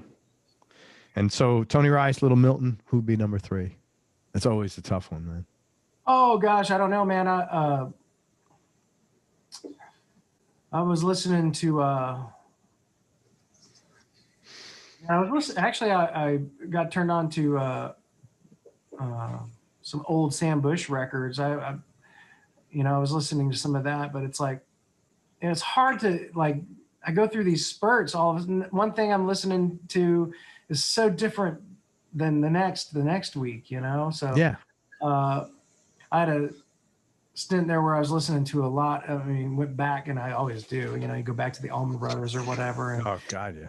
And I started playing, you know, Whipping Post here recently, you know, in the last couple of years. And I think, you know, some of those records are incredible. And, yeah, that's just one of those questions I've been asked before, like Desert Island record, and you're just like, I can't answer that. It's very tough, man. I can't like commit. You know, it's that's the word, commit. I'm non-committal to your request for knowledge about albums I would have on a desert island. How about that? All good, man. Hey, tell me, Frank, tell me 1 or 2 things you've done or 1 or 2 changes you've made that have had the biggest impact on your life. Could be like personal growth wise, professionally, spiritually, anything that was important to you at the time and might have changed your life. And by the way, if you're listening to the audio, this is the other reason I like Frank so much is because we have the same exact hairstyle. And this takes work. And makes black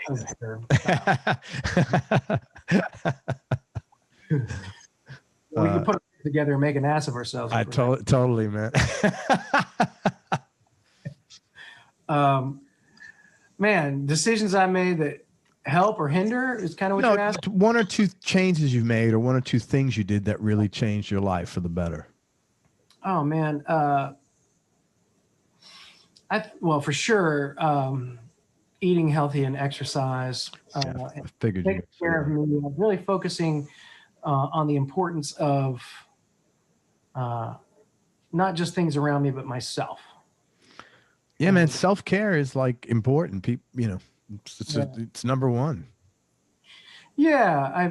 I really believe that, you know, there was, you know, I've not been like any kind of like, you know, some people may be judgmental or whatever about a lack of belief in a deity or whatever, but I do feel like there's something to be said for putting your trust in how the universe works, and knowing that. And I was funny. I was reading this because I was read something to this effect in your bio too. Yeah. And talking about it a few days ago, and it was like, you know, just kind of all of a sudden, you know, you got to trust that things are going to be okay or work out, and especially if you're doing all the right things, you know, and sometimes they don't, you know. Uh-oh, I lost you.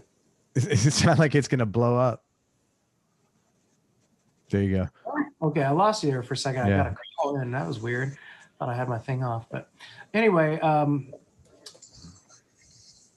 so trusting the universe is going to work. Trust in the universe in some way, you know, and some people go, well, you know, you just need to pray more, or you need to this, that, or the other thing, or meditate or whatever. And I think a lot of those things, you know, are kind of like the same thing in a lot of ways, you know, putting things out to the universe, or focusing energy on something that is positive for you or yourself or somebody else or whatever it is. I think it's kind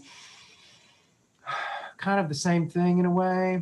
And yeah, and I don't think you could. I don't. What rubs me the wrong way is when someone says, "This is the," you know, this is the way. This is the book here, you know, or you know, this is the widget that gets you there. And it's like, that's like saying, you know, an arranged marriage. Yeah. You know, that's where I have a bit of a problem, man. Well, and I've been told, you know, by people in the past, like, oh, you need religion, or you need God, or you need Jesus in your life, or whatever. And I'm like, you know, would Jesus ever say anything like that? I don't know. As judgmental as you're being right now, you know. Yeah. I think the whole idea of Christianity, and not to get into this kind of conversation too much, but I think the whole idea is about being open and having your heart be open to everybody, and being non-judgmental. And, you know, if somebody is in need of your help, lending it, you know, or, you know, at least, you know, like I say, having your heart open to being forgiving and warm and patient and all of those things. And I've had to learn a lot of patience in the last, you know, number of years. And that's definitely helped, you know. I think letting go of certain things and not having control of certain things is also helpful, you know. So I don't know. Maybe I'm just talking out, you know. Great answer, man. No, it's that's a pretty honest answer. Thank you, man. That was really cool. What do you like most about yourself? What kind of question is that? That's what everybody says. Everybody says that. I don't know, man. I like to think that I'm constantly changing how I think about things, or constantly being open to evolution of myself and making myself a better human. I think a lot of people kind of get stuck maybe, and I think everybody, you know, has certain ways about themselves that they do things or operate or whatever. And I think for me, at least, becoming more aware of what my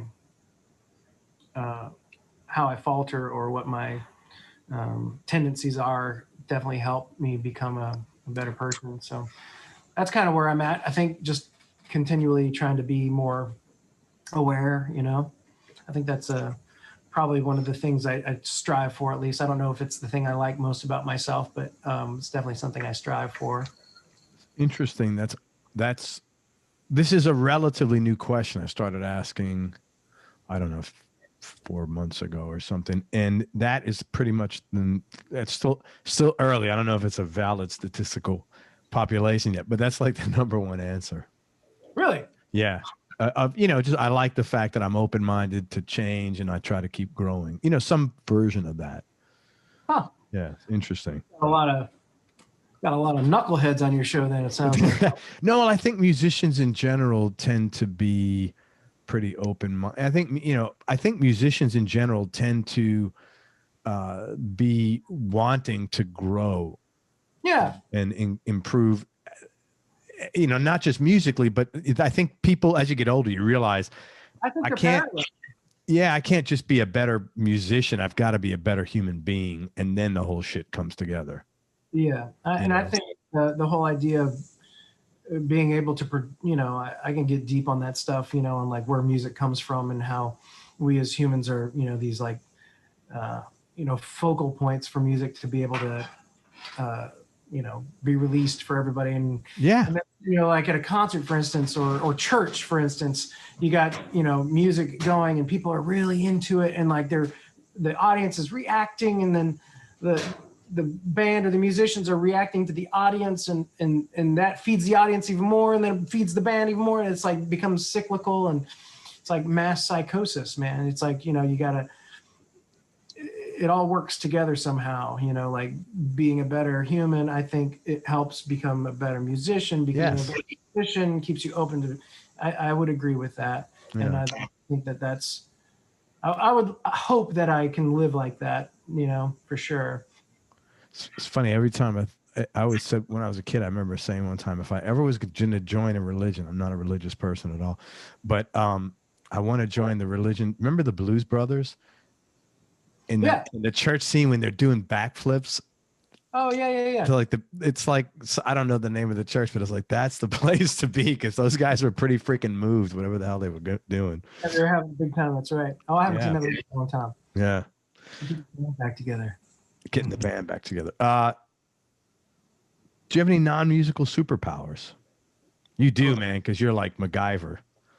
Well, let's tell you what. Let's talk about your hobbies, man. You got a lot of hobbies and you've turned some of these into businesses. Yeah, I mean, shoot, I really like RC helicopters and planes. I kind of had a stint with those for a while, and I've kind of been honing my leather work.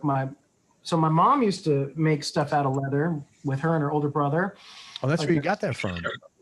Kind of, sort of, yeah. I for years I've been like making like bushcraft bags, leather bags, and like different little things out of leather and whatnot. And when she died, my dad said he had found her old leatherworking tools, and I was like, oh, sweet. And so he brought them to me, and I started fooling around with that a number of years ago, and just kind of like, next level, of leathercraft, kind of like working that kind of angle and learning how to sew leather together by hand, saddle stitching and all that stuff. But I started making like cool belts. I made a Billy Strings. I don't know if you know who he is or not. I made him a belt. Young kid, like a bluegrass player, right? Yeah, he's a beast, man. He's a pal too. And made him a strap and a belt. And Trey Hensley has one of my straps. I'm actually got another one here on the bench I'm about to make for him. And for Trey? Yeah. And belts and such for friends. And then I was like, man, this is really cool. Maybe I need to like post some things on social media. And I started making these bracelets and selling those and belts and such at the merch, booth at gigs and such. And I was like, oh yeah, okay. And then gigs kind of went away last year. Kind of. I'm like, man, I need to like let people know I'm doing this. So maybe I can, make a little extra, bread on the side. And it's something I really enjoy doing too. And I'm good at it. So let me do that. And I love cooking, and I started this. So hold on, let's talk about. So you got you have a store. How did you set up your e-commerce store? So Frank has all his leather work on his store. It's called the Soulworks, SOL, like Sullivan, his last name. It's the SOLWORKS. But is this like a Shopify store, or how did you set all this up? Well, kind of, sort of, yeah. I decided to build a website for myself. Oh, you did? Oh my God, you're really a tinkerer. And so like, I built. did you do the coding on your own and everything? No, not really. A lot of it's more template based. Okay. Through GoDaddy, and Okay. I kind of used some of their templates, and but I did all the photography and I made all the products, and you know, kind of set up all of the stuff, and got everything connected through, you know, PayPal and this, that, and the other thing, and basically did all of that, made a website, and had it live and whatnot in an afternoon. And I was like, okay, ready to go. But I was taking so many orders, like through Facebook and like instant messaging through Instagram, and like all this back and forth and back and forth and back and forth. And it was like consuming my day just to like talk with a few people about what they wanted. And I was like, okay, I need to make this much easier and have like an order form or something and more instructions and so on and so forth. So I put all of that into the website. Great. Did you set this up so you can go through, I don't know if your site can do it, but like Shopify can go through Facebook and Instagram? Yeah, it has that capability. I have yet to like. That's awesome. Figure that part out on my own. I kind of doing it all on my own. I have paid people to do all of those things for me in the past, but you know, like build a website or you know, things are becoming much easier these days. I think those kinds of totally things or whatever, but you know, having no other person to really count on to be able to do it, I was like, okay, I'm the guy. But you did it in an afternoon, and you weren't. This is the thing that I'm fairly I'd like to that stuff anyway, I guess. But you weren't preoccupied with holy shit, this has got to be perfect. You just like get it done. Yeah, and there's a lot to be said about that.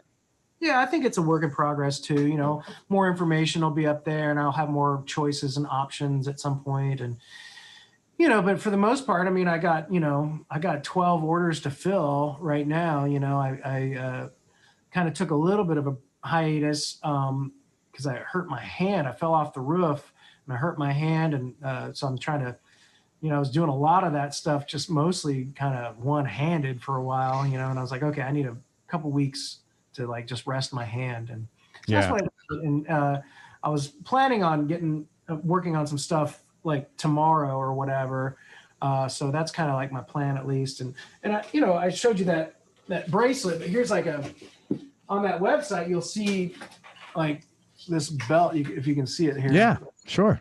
Like very cool. One of the belts, but making straps out of that stuff. It's really fun. And you have designs on there. People can pick an order and do whatever they want. Yeah. You can something fancy or something not so fancy. Banjo strap, mandolin strap, belt, guitar strap. Trey is such a nice kid. He really is. I like him, man. Yeah, we've spent a lot of time together in a van. We've toured together. We've played some shows together with him and Rob. His musical partner. Yeah. And I kind of grew up together out in California. And, that's right. He's from out there. Yes. Yeah. He's on every one of my recordings, every record. Is he? On. Yeah. That's so cool. Trey's like an old soul, man. He's not like a young kid. He's just like an older soul, sort of, isn't he? He's such a sweet guy, man. He is. And, you know, I find that with a lot of bluegrassers or people that are, you know, really good at what they do, for some reason, it seems to me at least that there's like we're just talking about more awareness or whatever. I think that there's something to be said for that. They seem like there's a deepness or some sort of like something that they're accessing that is not just, you know, superficial or whatever, you know? Well, I think it's because I've observed the same thing, and I'm being the kind of guy to try to figure out why, you know, people develop a certain way and why they don't. To me, first of all, they all grow up playing music in family settings. Yeah. It's very warm and loving. Then most of them go out and do festivals, and mommy's not holding your hand on the side of the stage there. And you typically they're really good. And then so older players will call you up on, I mean, you could be 6 years old and playing with a 40-year-old man up on stage. And I think all those things give you a sense of independence and appreciation, you know. But yeah, I would agree with you. The bluegrass players are extremely warm, very, very loving and open community. Yeah, I mean, I find that just kind of across the board with musicians in general. I mean, of course, you're going to run into some that are, maybe, as they say, above the raisins or whatever, and, you know, whatever. And I just don't really associate with those folks anyway, I guess. And never have liked anybody that needs to overcompensate for their own insecurities. You know what I mean? Call a spade, man. I like it. And so you're also into cooking. So you have Soul Foods Flavors, solfoodsflavors.com. Talk about that. Okay. So love cooking. I was like, man, this COVID thing, I need to get some more, diversify some more apparently. And I've been posting a bunch about, on social media with, what I cook and how I do it. And here's some little how-tos and this and that, but I want people to like actually be able to taste some of this stuff. And I've been making this, I called it a dry marinade, just because you put it on something and stick it in a plastic bag overnight, on a piece of meat. And the next day, you cook it, or a few hours later you cook it and it's delicious. But I changed it from dry marinade to a rub. And then I was like, well, even that is, it's like pigeonholing. It's pigeonholing. Yeah. So I was like, okay, I need it to be all-purpose seasoning spice mix is really what it is. Right on. Yeah, I use it on everything. And I have one in the works. It's more of like a Mexican seasoning. And I have one in the works. It's more of like an Asian seasoning. And I have one in the works. It's more like a kind of like Italian. So, but you could check out, Frank's got that's a cool picture of you there, man. Partner and head flavor maker. I like that. On Soul Foods, Frank's got a bunch of seasonings and spices and stuff in the shop there. And I was trying to figure out how to get hot sauce to people, but I can't, shelf stability is a concern. Yeah. Do you know a guitar player called Ron Thal, Bumblefoot, he goes by? Oh, it sounds familiar. I don't think He's so. got a whole line of hot sauces. Oh, really? Wow. Bumblefoot Hot Sauce, I think it's called. You'll have to hook us up, man. I want to talk to him about that. Bumblefoot Hot Sauce. Yeah, I can hook you guys up. Yeah. That'd be sweet. Funny. I'm trying to find a packer to be able to make these recipes and get, enough out there where I don't have to like purchase 30,000 units. You know what I mean? Totally. Yeah. So, it's the game in e-commerce. Probably could do, and yeah. I made a batch of hot sauce for a couple of gigs in this past October that were outdoor gigs, and made a case of it. Right. And, times is tough, man. I'm slinging hot sauce. I'm sure it went well, though. I'm sure it sold. I didn't have enough for the second gig. I mean, I brought a one little sample bottle for the second gig, and that was it, So I like your design on your bottle. It's very colorful, man. It's very like upbeat fuego hot sauce, hot fuego sauce, fuego hot sauce rather. Yeah, very cool. Frank Solivan and Dirty Kitchen. That's awesome, man. Can you stand the heat? Very cool, man. Stand the heat? I don't know. All right, so check that out at Soul Foods, solfoodsflavors.com. Well, Soul Works and Soul Foods Flavors. That's right. I want to be able to put them all together so they're all linked up somehow. I still need to figure that out. Maybe a landing page or something. I don't know. Just put a little link on each page. Click here to see, Leatherwork or whatever. Yeah. Soul, Soul Leatherworks or something like that. I mean, for now, until you get something else, something basic. And then I have my band page too, which is franksolivan.com or dirtykitchenband.com. Yeah, man.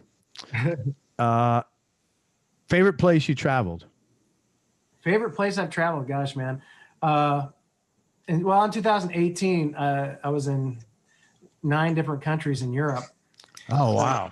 I think that's one of my favorite places. I went to Australia a couple years ago, and that was at the time my favorite place to travel. I've been to Peru and Machu Picchu and played a tour for the U.S. Embassy in Peru, and that was my favorite place to travel at that point. And is that when you were in the Navy? What's that? Is that when you were in the Navy? No, that's with my band. Oh, wow. Very cool. A few years ago. And it's interesting. I've been out of the Navy almost 11 years now. Crazy. Yeah. Oh, almost 12 years. Good Lord. Almost 12 years. Unless you're on my math, and it's like 3 years, right? It's like dog. I can't believe I said 74 is 26 years old. Oh, right. Two more questions, man. Toughest decision you've ever had to make, or most difficult thing you've had to do? I think the toughest decision I had to make at the time was one of the toughest ones was trying to get out of the Navy band. That was really tough. And like I said, it was like a good job, right? You have to keep reminding yourself, oh my God, why am I leaving such stable pay and medical and dental and all of that? You know, I'm in the military. But I think that was probably the toughest decision to get out, but also one of the easiest as well. Does that make sense? It's kind of it does make sense. It's a big life change, but ultimately it's scary, you know? Yeah, it is. It needed to happen. Well, it worked out too. And you started Dirty Kitchen right after that. Yeah.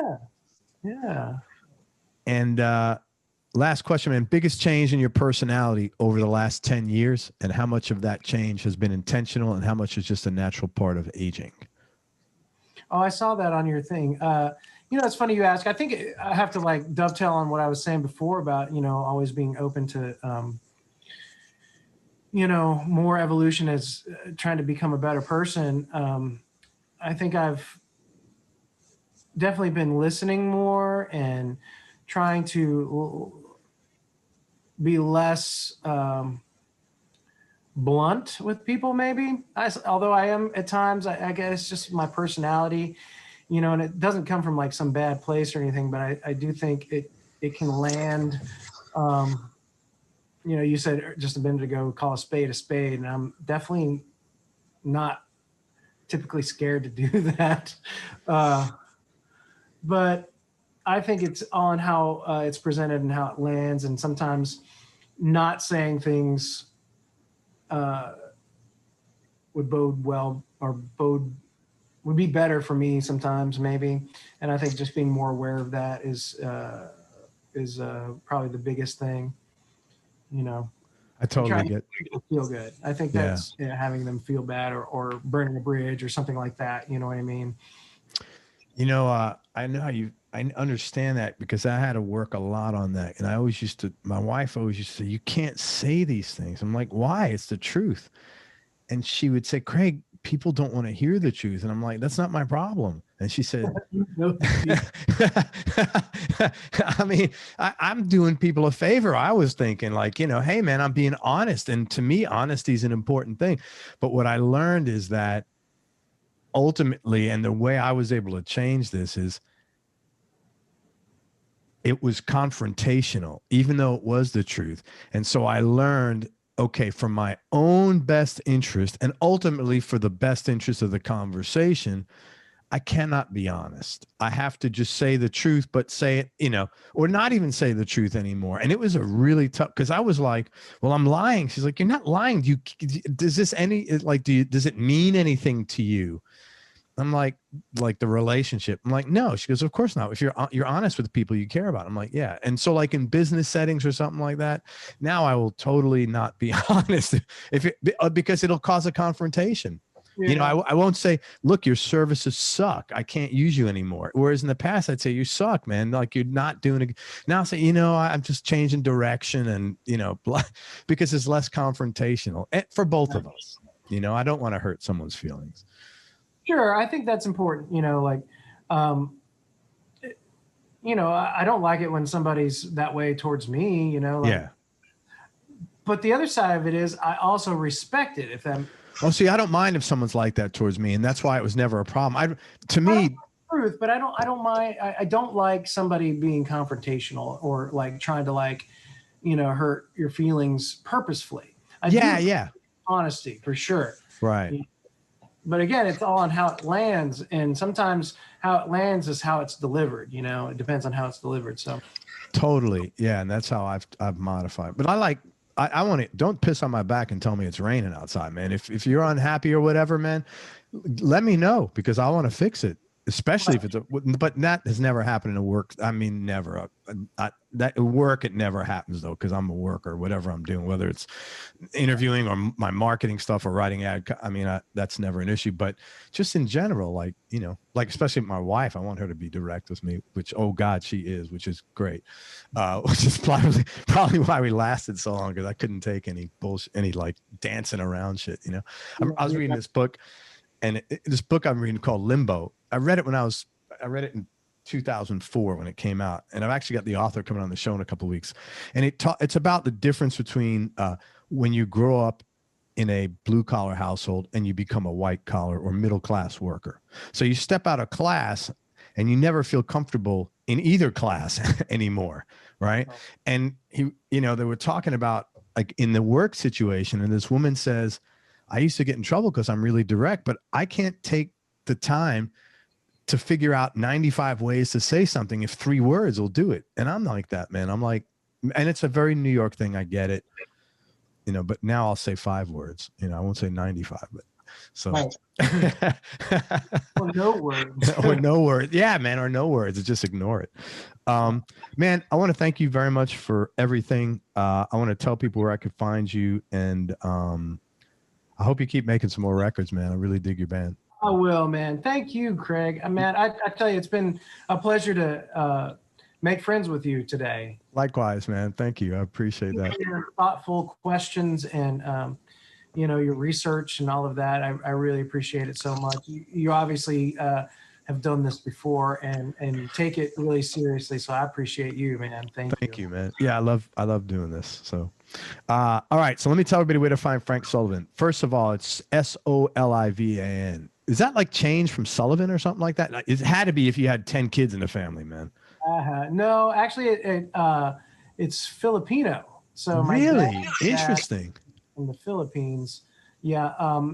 But originating in Spain, and the Spaniards took over. Like, there's a bunch of Sullivans in Puerto Rico too, but also in the Philippines because they colonized, you know. Really interesting. Because I've never heard. I just figured because it's so close to Sullivan, I figured, well, someone changed it down the line. Yeah, right. Interesting. Well, I think they changed it from Sullivan. Yeah, man, they probably did. All right, so check out Frank Solivan, Solivan, and he's got 3 or 4 solo records out. Let me see here. It's 3 solo records, and he's got 4 records with Frank Solivan and Dirty Kitchen. You can find the band at dirtykitchenband.com. Check out Frank's Leatherworks. This guy's a MacGyver. Like when we first got on, I said he's either like MacGyver or Dexter. Remember that show? Yes. I saw all that stuff there. Thank God I didn't see the plastic tarp. I said he's MacGyver or Dexter, but he's MacGyver.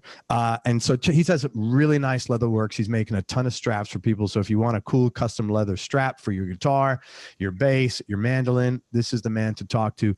Go to this or belt, man. Go to the Soulworks, the SOLWORKS.com. For spices and all the good stuff Frank's got. And also he's got an email list on all these. You can get on his list. Soul Foods Flavors, SOLFoodsFlavors.com. On Facebook, Dirty Kitchen. Also at Frank Solivan page. On Instagram, it's Soul Foods and F Solivan. And also on Facebook, Frank Solivan and Dirty Kitchen. And also, if you are interested in working with Frank on some mandolin, violin, or guitar lessons, probably need to be intermediate player and up. Where should they get a hold of you for that? They can instant message me on any of the social media platforms. Great. Yeah. So go to any of those Instagram sites or Facebook and hook up with Frank and let him know. Please, again, be at least an intermediate player. There's not a lot of people that are. This guy plays mandolin like no one's business, man. So if you're interested in getting into, if you play mandolin and you're interested in improving, he's the guy. Man, is there anything else? Anything else I could pitch for you, man? Gosh, I don't know. You got her covered, bud. Well, great. Thank you again. I really appreciate everything. Hang on one second. We'll wrap. And check out the band's last album, man. It's a great record. Hopefully we'll have another one soon. It is called, I had it right here. You Can't Stand the Heat. If you can't stand the heat, get out of the kitchen. No, that would be, are you going to have another record maybe called Get Out of the Kitchen? if you can't stand the heat, I don't know. I don't know what the next one will be. I just thought that was kind of clever. It's great. We've been going through all kinds of things for a while, you know, what to name that record. And it's like, oh, should we use a title track? Well, I don't know. It's kind of old school. I don't know. But no, I like it. To the whole vibe, you know. So. Totally. Plus with Dirty Kitchen, it's just great. It's really cool. And thanks again, Chris Luquette. All righty. Everybody, thank you so much for listening. If you enjoyed this, please share it on your social media channels. We appreciate your support. Thanks very much to Frank Solivan for joining us and spending time and being so cool and sincere. Again, check Frank out online with all the stuff he's got going on. And most important, this leads to what we talked about earlier, what you mentioned. Most important, remember that happiness is a choice, so choose wisely. Be nice, go play your guitar or your mandolin, and have fun. Till next time, peace and love, everybody. I am out. Thank you so much, brother. Thank you.